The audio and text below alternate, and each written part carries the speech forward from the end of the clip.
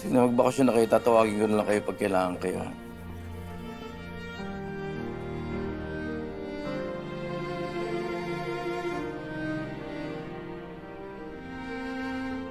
Nay!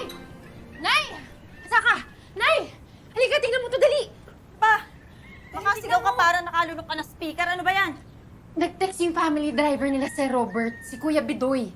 Nagsialisin na daw yung mga chimay doon. Pati siya pinag-off. Pati yung matandang higad, mawawala daw ng matagal papuntang Europe. Nay, masasolo ko na si Sir Robert. O ano ba, tinatanga-tanga mo? Eh di kumilos ka na. Kuskusin mo na yung singit mo, magpabango ka.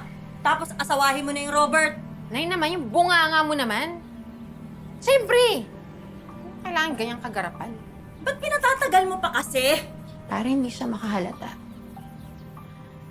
Paiikutin ko muna siya sa palad ko. Lalaruin ko muna siya. At kapag nahulog na siya sa pain ko, dun ako aatake. Dun ko siya sasagpangin. Ako. Kumpiyado ako sa diskarte mo, pero sige. Ikaw ang bahala, ikaw naman tatrabaho niyan eh. Tiwala lang, Nay. Matagal ko nang pinagpaplanuhan to. Kaya, di ako sasabit dito. Betsy.